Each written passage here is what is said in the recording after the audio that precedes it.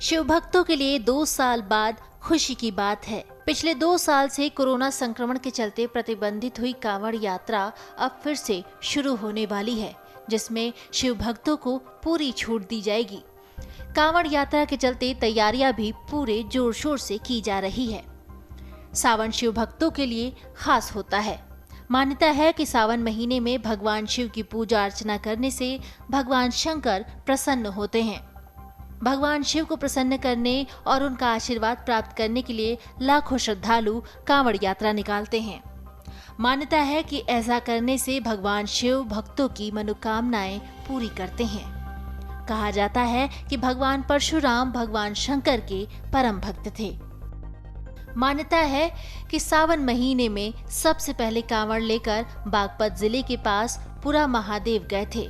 उन्होंने गढ़मुक्तेश्वर से गंगा का जल लेकर भोलेनाथ का जलाभिषेक किया था और इसी परंपरा को निभाते हुए श्रद्धालु सावन मास में कांवड़ यात्रा निकालते हैं। दूसरी ये भी मान्यता है कि कांवड़ यात्रा समुद्र के मंथन से जुड़ी हुई मानी जाती है। कहा जाता है कि जब समुद्र मंथन के दौरान भगवान शिव ने विष ग्रहण कर लिया था तो वे नकारात्मक ऊर्जा से पीड़ित हो गए थे।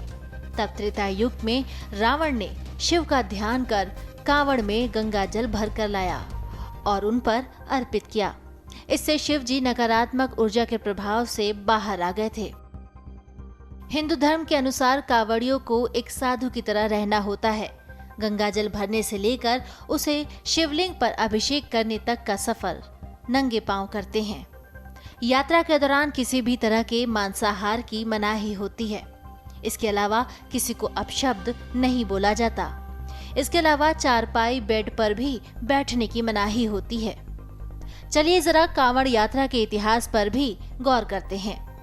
हिंदू कैलेंडर के मुताबिक कांवड़ यात्रा सबसे पहले भाद्रपद के महीने में मनाई गई थी। हालांकि सन 1960 में श्रवण के इस महीने में मेले की शुरुआत के बाद यात्रा इस महीने से ही शुरू हो गई। महाशिवरात्रि और बसंत पंचमी जैसे महत्वपूर्ण हिंदू अवसरों के दौरान कांवड़ियों की संख्या कई गुना बढ़ जाती है। अगर आंकड़ों की बात करें तो हर साल करीब 2 करोड़ श्रद्धालु इस पवित्र यात्रा में शामिल होते हैं। श्रवण मेला के नाम से जाने जाने वाला यह मेला उत्तर भारत की सबसे बड़ी धार्मिक सभाओं में से एक है। कांवड़ यात्रा केवल पुरुषों तक ही सीमित नहीं है, इसमें बड़ी संख्या में महिलाएं भी हिस्सा लेती हैं। आइए जानते हैं कांवड़ यात्रा में किन किन नियमों का पालन किया जाता है। कांवड़ यात्रा के दौरान कांवड़िए व्रत का पालन करते हैं। इस दौरान अन्न और नमक का सेवन भी नहीं किया जाता। अगर कंधे पर कांवड़ है तो कांवड़िए जल का ग्रहण नहीं कर सकते। ऐसा करने से कांवड़ में रखा हुआ गंगा जल जूठा माना जाता है। यात्रा के दौरान कांवड़ कभी जमीन पर नहीं रख सकते।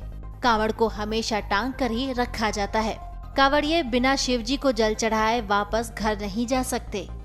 गंगा जल चढ़ाने के बाद ही घर जाया जाता है। सावन मास में गंगा जल शिवरात्रि के दिन ही अर्पित करने का एक विशेष महत्व है। कांवड़ यात्रा अगर मनौती के साथ की जा रही है तो नंगे पांव की जाती है। कांवड़ यात्रा के दौरान कांवड़िए आपस में कोई किसी का नाम नहीं लेता। एक दूसरे को भोले या बम कहकर पुकारते हैं। कांवड़िए हरिद्वार, गौमुख और गंगोत्री, सुल्तानगंज में गंगा नदी, काशी विश्वनाथ, बैद्यनाथ, नीलकंठ और देवघर जैसे स्थानों से कांवड़िए गंगा जल भरकर अपने अपने स्थानीय शिव मंदिरों में चढ़ाते हैं। Video desk amarujala.com।